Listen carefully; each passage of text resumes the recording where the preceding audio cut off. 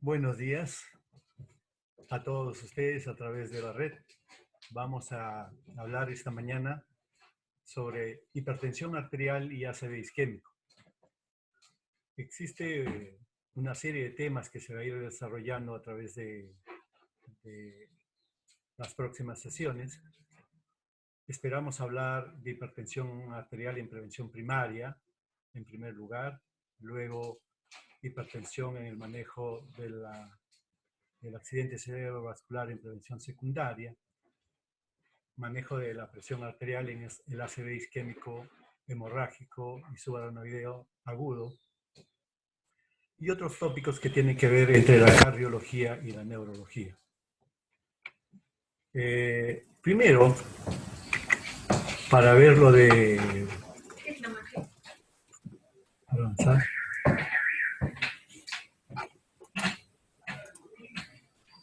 Primero, para hablar sobre hipertensión arterial, lo que debemos determinar es cómo deberíamos tomar la presión arterial a los pacientes. En primer lugar, el paciente tiene que permanecer sentado al menos unos 5 minutos en una habitación tranquila antes de realizar cualquier medición. Las mediciones deberíamos realizar en posición sentada con la espalda apoyada, ambos pies sobre el suelo y el brazo a la altura, como vemos en la figura, libre de toda compresión. Pronado, ¿no? Y con el antebrazo apoyado sobre la superficie firme. Tomar las mediciones de la presión arterial, por lo menos, separadas por 2 minutos. Y deberíamos realizar medidas adicionales si existiera una discrepancia en más de 10 milímetros en la presión sistólica o más de 5 milímetros en la presión diastólica. La cámara neumática, o sea, el velcro que envuelve el brazo del paciente, debe ser adecuada a la circunferencia del brazo y debe de cubrir las 2/3 partes del mismo. Generalmente se utiliza un velcro, la circunferencia del brazo, entre 26 y 28. Y esta se debe cambiar cuando se trata de niños o de pacientes obesos.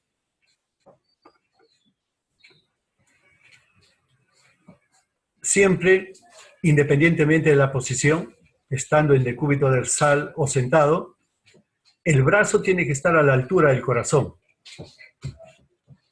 En segundo lugar, deberíamos insuflar el manguito hasta que la presión radial desaparezca. Una vez que desaparece la presión radial, nosotros deberíamos aumentar o seguir insuflando 30 milímetros más por encima de la desaparición del pulso a nivel radial. Luego, deberíamos desinsuflar 2 milímetros por segundo, de manera lenta. Entonces, como vemos en la figura, aparecerá el primer ruido, una onda fuerte, la primera fase de los ruidos de Korokov. Eso vendría a ser la presión arterial sistólica. Y luego viene una serie de ruidos, una intensidad incrementada, para luego desaparecer. Esa desaparición del ruido es la que viene a ser la presión arterial diastólica. ¿En qué brazo debemos medir? Sobre todo, la primera consulta. En la primera consulta deberíamos medir tanto en el brazo derecho como en el brazo izquierdo. Y registrar las siguientes consultas en el brazo donde se registra mayor presión arterial. Más aún, se le debería indicar al paciente que cuando le tomen la presión arterial debería ser en el brazo que ustedes han determinado que tiene mayor presión arterial, sea el brazo izquierdo o el brazo derecho.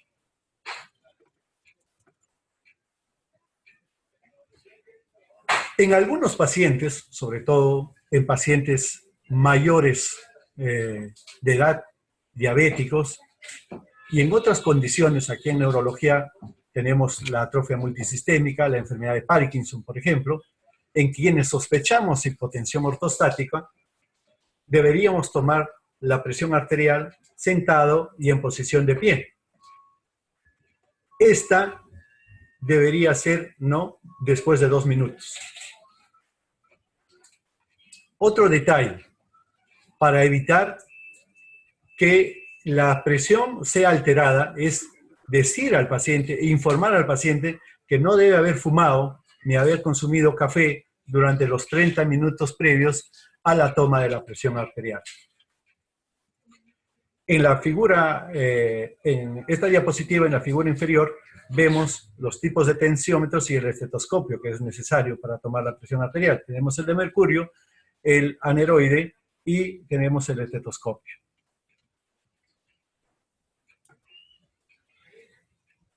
¿Cómo podemos definir la hipertensión arterial? La hipertensión arterial viene a ser una enfermedad. Así como nosotros tenemos enfermedades transmisibles, tenemos enfermedades prevenibles, enfermedades infecciosas, tenemos un grupo de enfermedades no infecciosas, pero que también producen enfermedad crónica. Eso es la hipertensión arterial, una enfermedad crónica, controlable y multifactorial, porque tiene varias causas. La definición es un aumento sostenido de la presión arterial, sistólica más de 140 y la diastólica mayor a 90. Ahora, ¿será igual la presión arterial en la consulta? ¿Será igual la presión a nivel de domicilio? ¿O será igual en un estudio de mapeo de 24 horas que acostumbramos a hacer los cardiólogos? Hay alguna variabilidad leve, pero existe. La presión en consulta, como dijimos, 140 la sistólica y 90 la diastólica. La domiciliaria es más a 135 y mayor a 85 en la diastólica. En el mapa de 24 horas va a depender si estamos de día o de noche. Si estamos de día, más de 135-85 es presión arterial y si estamos en la noche, más de 125 sobre 75 es considerado hipertensión arterial. No olvidarse que todos nosotros, al descansar, al dormir, al reposar, la presión arterial debe disminuir, más o menos entre 10 a 15 milímetros de mercurio. Ese es lo que se considera presión DIPER. La clasificación del octavo reporte, miren ustedes al costado, está la clasificación, la presión arterial sistólica, la presión arterial diastólica, y tenemos un semáforo al costado. Está con las luces verde, ámbar y roja. La verde lo que nos dice la normalidad de la presión arterial, que debe ser menos de 120 para la sistólica y menos de 80 para la diastólica. Hablamos de un estadio prehipertenso cuando la presión sistólica está entre 120 y 139 y la presión arterial diastólica entre 80 y 89 milímetros de mercurio. Hablamos de estadio 1 de hipertensión arterial cuando la presión arterial está entre 140 a 159 de sistólica o la diastólica entre 90 a 99. Estamos de estadio 2 cuando la presión aumenta por encima de 160, la sistólica o la diastólica por encima de 100.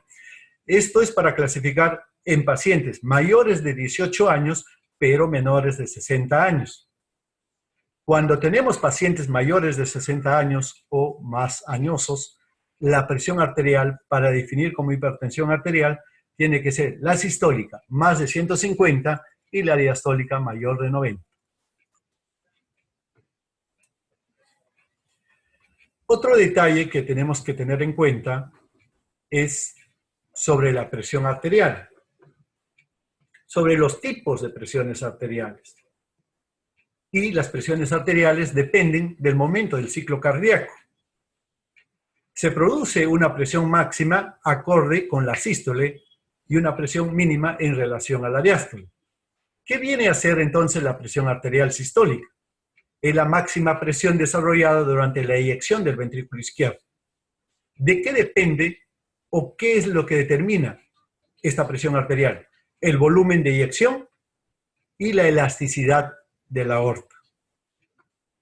Mientras que la presión arterial diastólica o la presión mínima se produce durante la diástole y está determinado principalmente por la resistencia vascular periférica. tenemos otro parámetro que es la presión de pulso, llamada también presión diferencial debido a que se obtiene al restar la presión arterial diastólica a la presión arterial sistólica y que debe ser alrededor de 40 milímetros de mercurio. ¿Qué determina esta presión de pulso? Determina la amplitud del pulso, ¿ya? Para tener en cuenta. Y existe otro parámetro que utilizamos bastante en neurología y en las unidades de cuidados intensivos intermedios, que es la presión arterial media.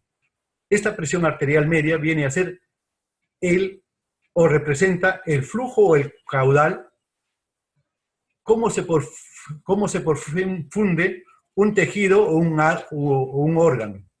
El valor es más o menos de 95 a 100 milímetros de mercurio. ¿Cómo se obtiene esta presión arterial presión arterial media? Hay un error, dice presión arterial sistólica. Viene a ser igual a presión arterial sistólica menos presión arterial diastólica dividido entre 3 más la presión arterial diastólica. Es un parámetro muy importante para ver la perfusión de los tejidos. Miremos la historia natural de la hipertensión arterial. Nosotros muchas veces vemos la última fase, cuando ya tenemos episodios adversos. En este caso, en el Instituto de Ciencias Neurológicas vemos la parte de la enfermedad cerebrovascular como tal, sea un infarto cerebral, sea un ACV hemorrágico, sea una hemorragia subaranoidea, o puede ser una demencia vascular, ¿no? Que conlleva a una evaluación. Lo que nosotros tenemos que ver es determinar el periodo prehipertenso, sobre todo si hay antecedentes familiares, si tenemos un paciente con sobrepeso, si tenemos un paciente que tiene dislipidemia, que no hace actividad física, que es obeso. Entonces, ahí tenemos que actuar. Cuando ya llegamos al estadio de hipertensión arterial, tenemos que evaluar al paciente y decir, ¿este paciente tiene lesiones en algún órgano? Cuando ya encontramos que la presión es más de 140/90, o si es mayor de 60 años, 150/90. Entonces, evaluaremos a nivel cardíaco si hay o no hipertrofia del ventrículo izquierdo. Podríamos evaluar también si hay grosor íntimo medial incrementado a nivel de las arterias carótidas. También podríamos evaluar retinopatía hipertensiva. A nivel renal, la proteinuria, la pérdida de proteínas por orina. También podemos ver si existe o no nefroesclerosis o otras lesiones vasculares. Todo esto, si no se convierten, todas estas lesiones, Diana, se convierten en marcadores de riesgo. Estos son marcadores de riesgo que, si no controlamos adecuadamente a estos pacientes hipertensos con lesión diana, van a presentar episodios clínicos adversos. Es decir, si yo no prevengo o no controlo adecuadamente al paciente, pues me tendrá el paciente como evento final una enfermedad cerebrovascular, una enfermedad cardíaca, sea infarto al miocardio o una angina de pecho. Me podrá producir a nivel de la aorta aneurismas o disección de aorta, me presentará insuficiencia renal, el paciente me puede producir insuficiencia cardíaca, me puede producir episodios repetitivos de estas patologías y al final llevar a la muerte. Entonces, deberíamos evitar en el horizonte clínico de la historia natural la prevención del paciente.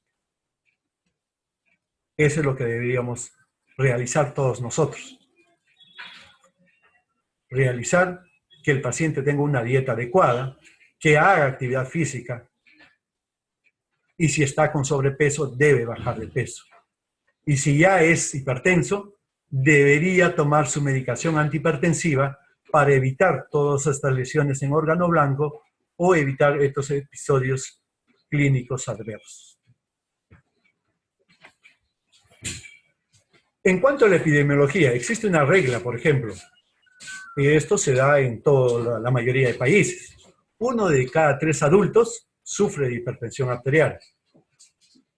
La otra regla del tercio es 1 de cada 3 adultos con hipertensión desconoce su enfermedad porque no tiene síntomas el paciente. Y otra característica es que 1 de cada 3 adultos que está tratado por hipertensión arterial no logra mantener una presión adecuada. O sea, no se logra controlar la presión arterial por debajo de 140/90. Y eso es otro criterio. Ahora, la Sociedad Peruana de Cardiología hizo 2 estudios continuos sobre enfermedad hipertensiva y factores de riesgo a nivel de todo el territorio nacional. Se hizo en todos los departamentos del país, incluido la provincia constitucional del Callao. Los nombres de los estudios fue Tornasol 1 y Tornasol 2. Por ejemplo, acá yo les presento la prevalencia que se encontró. En ambos estudios hubo una diferencia de 6 años. Uno se presentó en el 2006 y el otro en el 2011 a 12. Entonces, la prevalencia, imagínense, en Tornasol 1 de hipertensión arterial en el Perú fue de 23.7. 6 años después, miren, tenemos 27.3%. O sea, hay un incremento. ¿Y eso es por qué? Porque el Perú no se mueve, no hace actividad, hay sobrepeso. Luego, si ustedes ven al costado tenemos costa, sierra y selva. En costa, por ejemplo, tenemos 27.3 que se ha incrementado a 31.6. En sierra, de 20.4 a 23.2. Y en la selva, también se ha incrementado de 22.3 a 26.6%. También existe dentro de estos estudios la clasificación sobre niveles del metro del mar. Miren la población con menor de 3.000 metros sobre el nivel del mar, ¿cómo se ha incrementado? De 18.8 a 24.5%. Eso también es un aumento notorio desde el punto de vista de criterio poblacional para el manejo de los pacientes y las complicaciones que pueden tener en el futuro. Y en las poblaciones mayor a los 3.000 metros no ha habido variación. Eso por el momento. No vaya a ser que los pacientes mayores de 3.000 metros han migrado de la sierra hacia la costa. Y eso podría estar alterando estos datos estadísticos. Todos estos criterios que hizo el trabajo la Sociedad Peruana de Cardiología se hizo con el 7º reporte. En ambos estudios más o menos estuvieron 14.000 pacientes. También se clasificó la prevalencia de enfermedad hipertensiva entre zona rural y zona urbana. La zona urbana estaba en 27.9% y en la zona rural 21.9%. En la costa, ¿qué departamentos tenían mayor incidencia o prevalencia de hipertensión arterial? Chiclayo, el Callao, Piura y Trujillo. En la sierra, Arequipa y Puno. Y en la selva, Iquitos y Tarapoto. Este es un cuadro donde vemos de los pacientes, del 100% de pacientes, tanto en la costa, sierras y selva, en la sierra sobre menos de 3.000 metros y mayor de 3.000 metros, ¿quiénes saben que son hipertensos? Miren, en la costa, 51%. En la sierra, menos de 3.000 metros, 53%. En la sierra, mayor de 3.000 metros, 65.3%. Y en la selva, 57%. Pero miren, ¿cuántos no saben que son hipertensos? En la costa, 49%.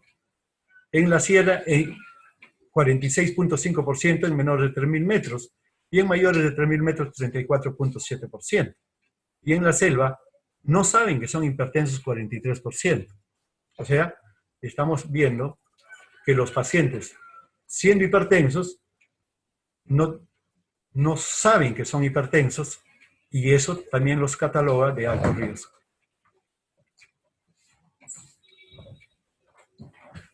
Esto es lo mismo para ver que tanto el Tornasol 1 como el Tornasol 2 tenían casi la misma cantidad de pacientes que no conocían su diagnóstico.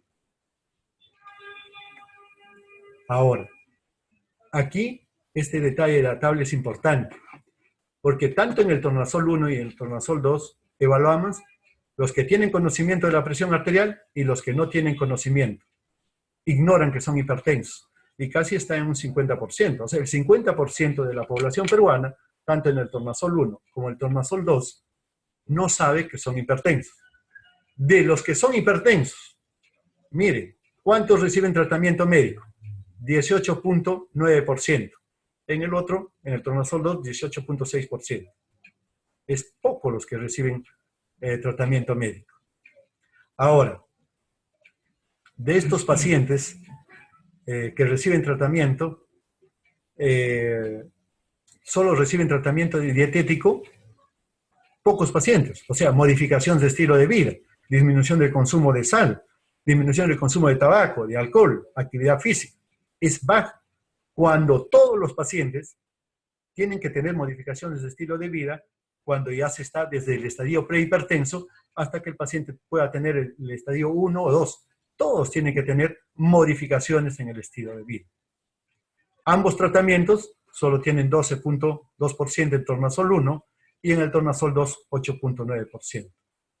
Ahora, de estos pacientes tratados, solo se controla la presión adecuadamente 14.7% en el tornasol 1 y 20.6% en el tornasol 2. O sea, tenemos 18% de pacientes que aún recibiendo tratamiento no lo estamos controlando. Y eso sí es un tema ya del médico tratante, de nosotros como profesionales de la salud, en que tenemos que corregir estas cifras, porque si no los pacientes van a tener evento clínico, sobre todo vasculares, de tipo cerebral y cardíaco, en los siguientes años.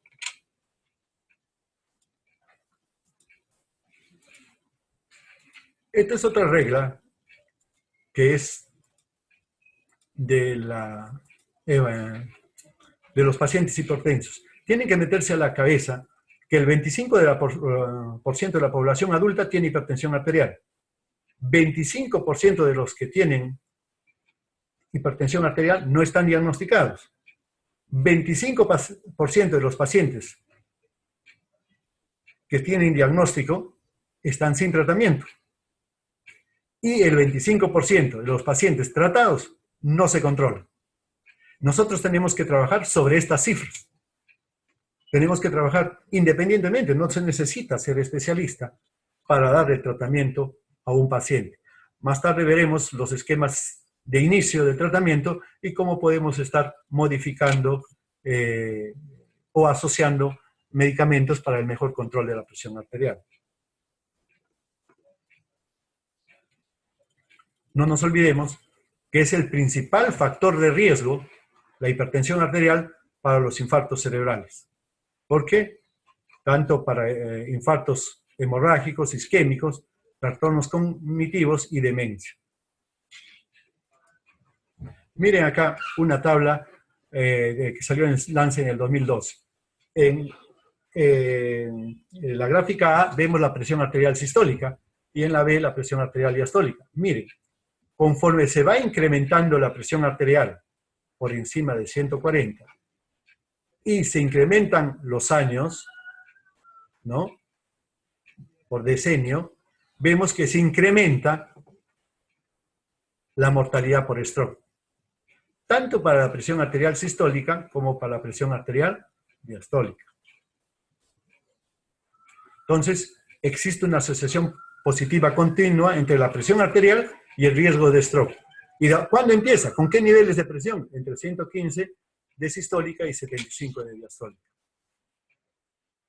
Entre los 40 y 69 años, el riesgo se duplica por cada incremento de la presión arterial, en 20 milímetros de mercurio de la presión sistólica y en 10 de la presión diastólica. Estos son algunos estudios, solamente para mencionarlos, que ha demostrado que el tratar al paciente disminuye el riesgo.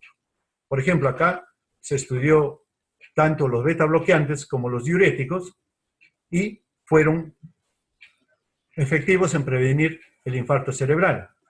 En este tratamiento hubo una reducción del 35 a 44% en la reducción de incidencia de infarto o de ataque cerebral.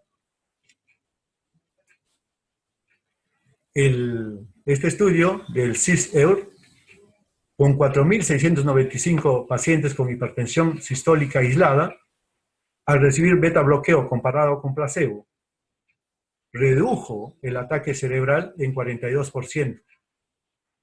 Es beneficioso. El CHIP, que encontró 36% de reducción en la incidencia de ataque cerebral en pacientes tratados con tiazidas. O sea, estamos hablando de una hidroclorotiazida, con o sin beta bloqueo. O sea, hay una reducción, inclusive con un solo medicamento. Con el diurético sí controlamos bien la presión arterial. En mayores de 80 años también existe una reducción de 34%. O sea, sí es beneficioso el tratamiento, no hay que temer. Y vemos aquí, en esta tabla, ACV y infarto en todos los estudios de hipertensión arterial. Miren,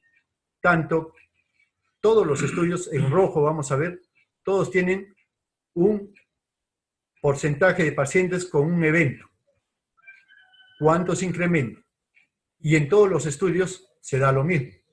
Entonces, si nosotros tratamos a un paciente de hipertensión arterial, vamos a disminuir la enfermedad cerebrovascular más o menos en un 38%, como indica esta gráfica.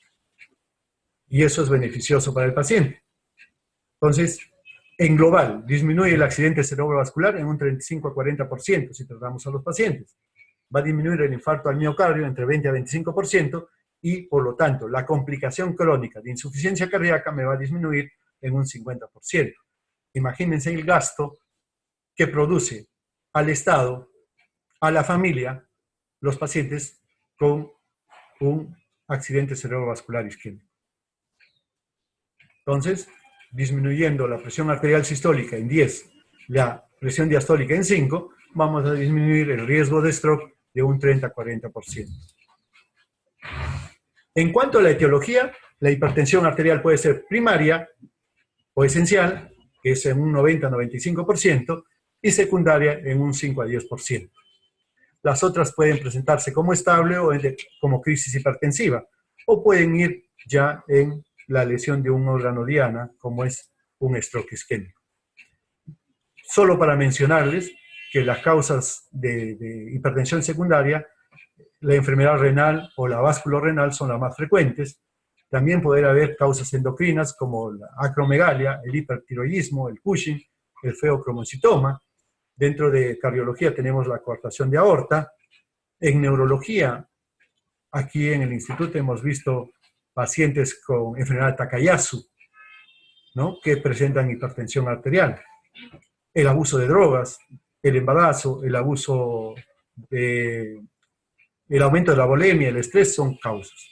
Entonces, para recordarlos, la fisiopatología, todos conllevan a la hipertensión arterial, la disfunción endotelial, la obesidad, la alteración genética, el estrés alto por actividad del sistema simpático y de la renina-angiotensina, el aumento de la reabsorción de sodio a nivel renal, todos ellos van a producir al final un aumento en el gasto cardíaco y mayor resistencia periférica.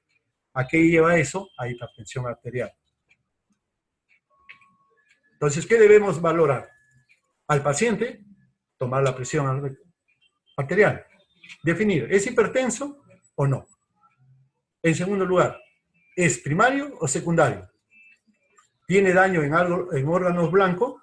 Y hay daño a nivel cardíaco, a nivel renal, a nivel ocular, a nivel cerebral. ¿Qué otros factores de riesgo lo acompañan para poder determinar? Acá les pongo a propósito la clínica. Si hay mareos, cefaleas, ¿no?, inestabilidad en la marcha. ¿Por qué no les pongo este cuadro? La mayoría de pacientes no tiene síntomas. Es un enemigo silencioso. Por lo tanto, no busquemos encontrar síntomas a los pacientes. Debemos tomarle la presión arterial a todos los pacientes. De esta manera, determinar la hipertensión arterial.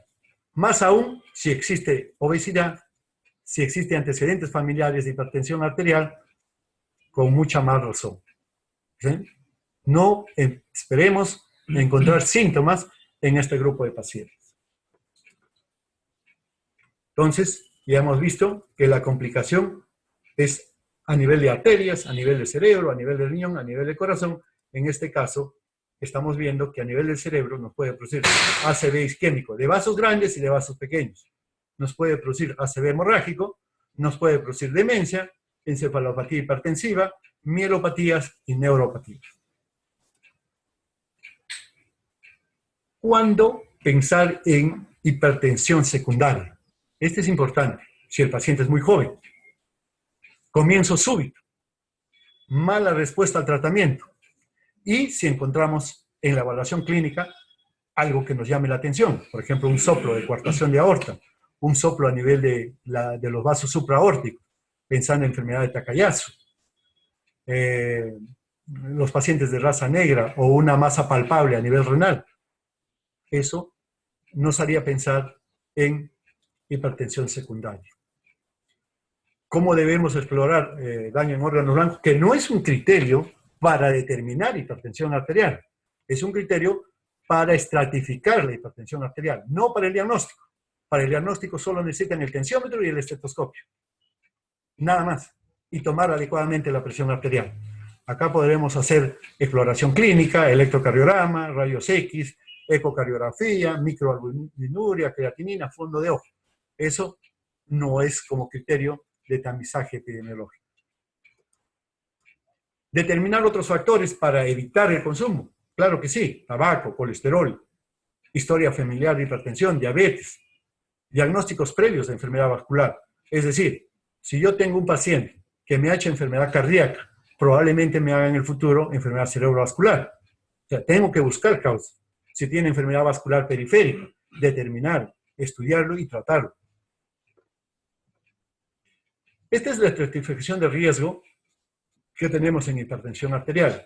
En el cuadro superior vemos la presión arterial conforme se incrementa tanto la presión arterial diastólica y sistólica, y en el otro cuadro tenemos si no hay factor de riesgo, si tenemos uno o dos factores de riesgo, si tenemos 3 o más factores de riesgo, o ya tenemos lesión en órgano diana, o tenemos enfermedad vascular periférica, infarto cerebral, enfermedad renal, o tenemos diabetes, ya se altera. Y al final, si tenemos enfermedad cardiovascular o renal ya establecida. Entonces, miren ustedes, si nosotros tendríamos ya enfermedad renal establecida, ya tenemos un riesgo muy alto. Aún con las presiones arteriales en 120 sobre 129 de sistólica, o la presión arterial diastólica en 80 a 84 milímetros de mercurio. Y miren ustedes, ¿cómo vamos a pensar o cómo vamos a tratar cuando ya llegamos a los cuadros rojos, cuando estamos con presiones con riesgos muy altos? ¿Sí? Nosotros deberíamos intervenir acá. O sea, no, aún sin encontrar factores de riesgo, teniendo presión entre 130, 139, 85, 99 prehipertensos, ya deberíamos modificar estilos de vida. Eso es importante en este cuadro. Y miren, de acuerdo al riesgo, tenemos riesgo a 10 años de enfermedad cardiovascular. Si es bajo, tenemos a 10 años 15% de riesgo absoluto con una mortalidad de 4%. Moderado, por ejemplo, tenemos un riesgo absoluto de 15 al 20% y una mortalidad de 4 a 5%. Y elevado, entre 20 a 30% en el riesgo absoluto y mortalidad de 5 a 8%. Muy elevado, mayor al 30% y una mortalidad mayor al 8%. ¿Qué debemos hacer? Esta tabla nos indica la relación que vimos anteriormente entre si tiene o no factores de riesgo y la presión arterial. Solo vemos que sin factores de riesgo y la presión arterial sistólica está entre 130 a 139 o la diastólica entre 85 y 89, no intervenimos sobre la presión arterial. Pero aún sin factores de riesgo, si el paciente ya tiene diagnóstico de presión arterial, porque 140, mayor de 140 y mayor de 90, consideramos hipertensión arterial, ya tenemos que realizar cambios en estilo de vida y uso de fármacos. Desde ese nivel. Ahora, si nosotros tenemos una presión normal, todavía no está en un estado hipertenso, y tiene 1 o 2 factores de riesgo, y tiene una presión baja, ya tenemos que cambiar estilos de vida. Con 2 o más factores de riesgo, con diabetes debemos hacer cambios en el estilo de vida. Ahora, si el paciente ya tiene una enfermedad cardiovascular establecida o enfermedad renal con una presión de 120 sobre 129 o 80 sobre 84, tenemos que manejarle presiones menores a 120 sobre 80 en este grupo de pacientes. Justamente en pacientes con problemas renales, en pacientes diabéticos, en pacientes con stroke. La presión se tiene que manejar en menor nivel. Ahora, si nosotros encontramos pacientes que ya tienen una presión arterial mayor, sistólica mayor a 180 o diastólica mayor a 110, aún sin factores de riesgo, debemos realizar cambios en el estilo de vida en el paciente y tratamiento farmacológico inmediato. No debemos esperar. Y eso lo podemos hacer en el primer nivel, segundo nivel, en cualquier nivel de atención. ¿Quién lo debe indicar? El médico desde el inicio, desde el primer nivel. No se necesita especialista para iniciar la medicación antihipertensiva.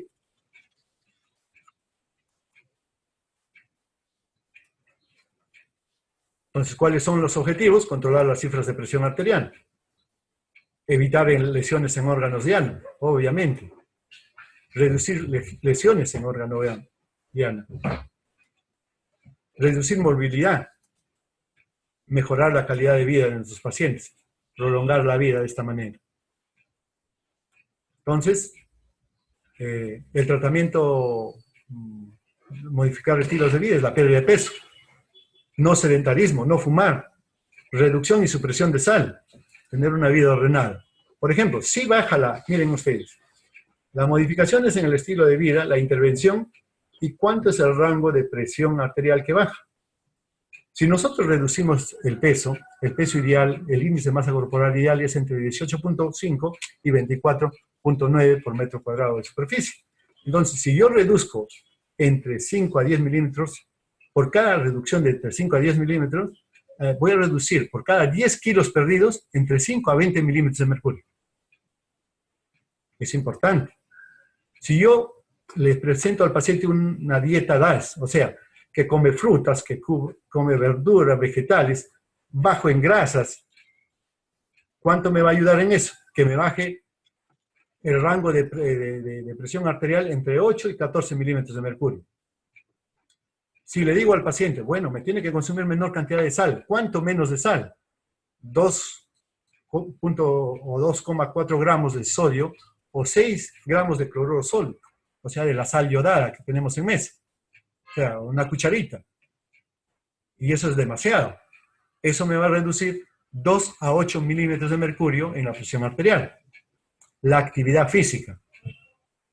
30 minutos por día, mínimo 3 veces por semana.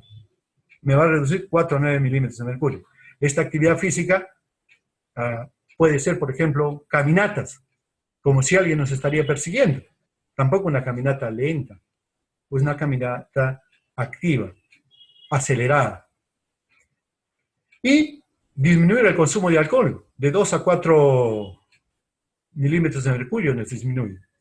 Aquí los hombres tenemos cierta ventaja porque nos toleran, dice, 30 mililitros de etanol, o sea, 2 copas para los hombres y una sola copa para las mujeres. Una ligera ventaja. Y el tratamiento farmacológico debe ser diuréticos, beta bloqueantes, inhibidores SECA, antagonistas de calcio, ARA2 y otros beta bloqueadores. ¿Qué medicamento iniciar?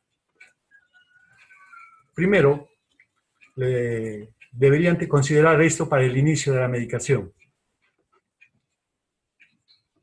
Siempre deberíamos considerar el nivel de presión arterial y el riesgo cardiovascular. Si yo tengo la hipertensión grado 1 y mi riesgo cardiovascular es bajo y moderado, puedo empezar con un solo fármaco, en dosis bajas.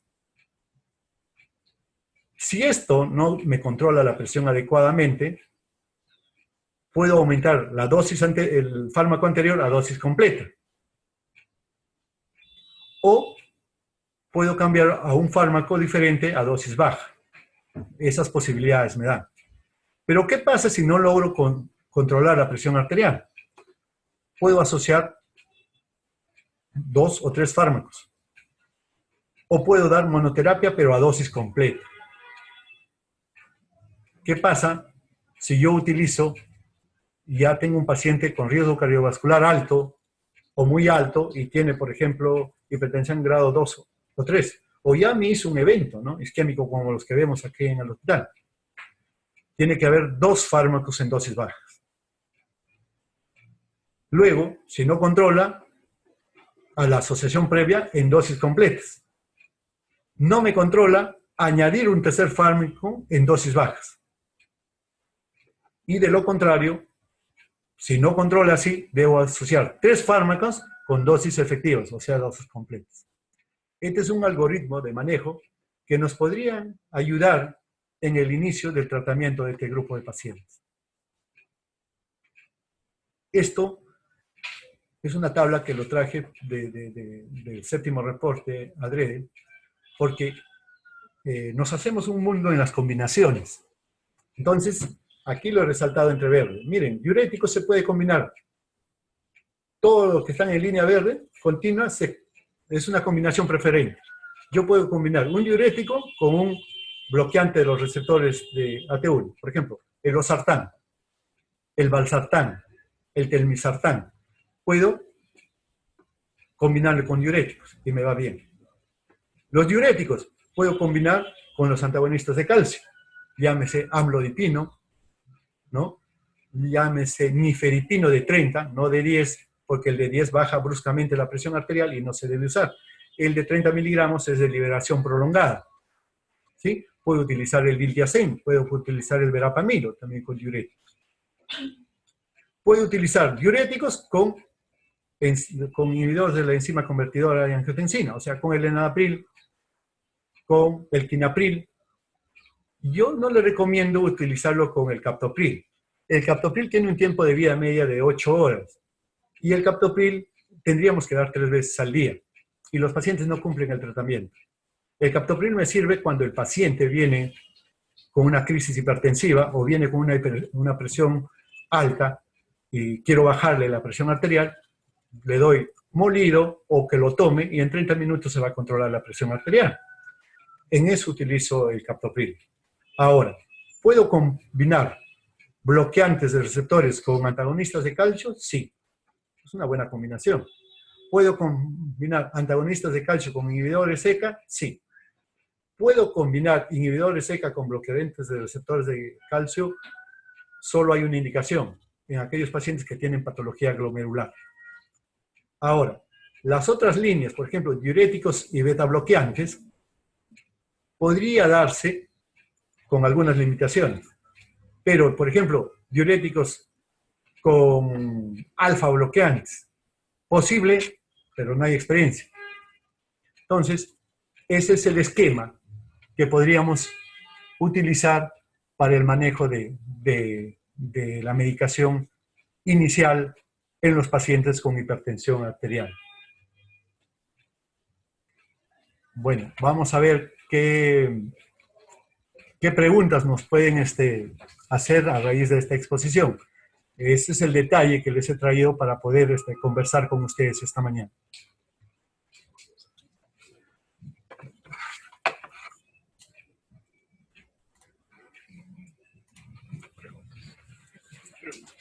¿Preguntas, por favor?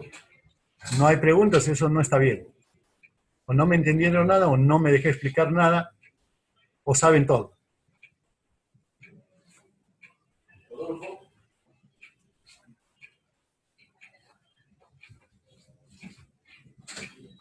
A ver, a ver.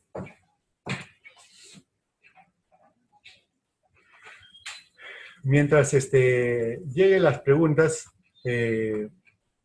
podríamos decir, ¿cuánto de diurético o cuánta es la dosis de diurético que debo usar? Por ejemplo, el diurético podríamos utilizar 12.5 como tratamiento inicial. La hidroclorotiazida puede venir de 25 y de 50.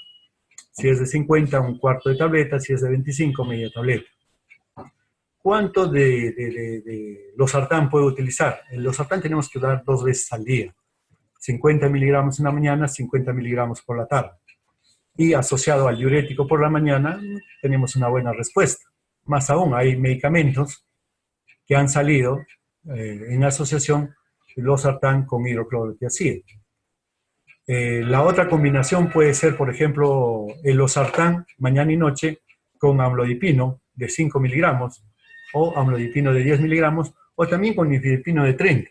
Son excelentes alternativas para el manejo de nuestros pacientes con hipertensión arterial. Igual, ¿no? Nosotros podemos combinar enalapril. Si el paciente tiene un estadio 1, enalapril mañana y noche asociado al diurético, me va a ir muy bien. O asociado al amlodipino. Y eso sí tenemos en todos los puestos y centros de salud a nivel nacional.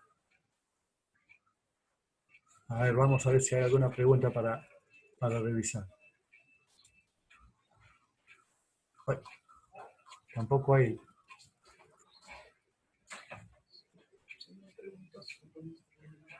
Bueno, muy bien muchachos por haberme tolerado esta mañana. Esperamos encontrarnos en una pronta actividad científica tomando otros temas. A ver, acá sí llegó una preguntita. Vamos a ver. Marisa Pintado. Ya. La pregunta de la doctora es si puede utilizar hidroclorotiazida a dosis plena. No, aún en pacientes de hipertensión de segundo y tercer grado deberíamos utilizar la hidroclorotiazida con dosis de 12.5. Mayores dosis de hidroclorotiazida producen hiperglicemia, producen dislipidemia y podrían producir diabetes de novo, ¿no? Al año de tratamiento. Para evitar eso, solo utilizar, independientemente del nivel de hipertensión, solo hasta 12.5, como máximo 25 miligramos.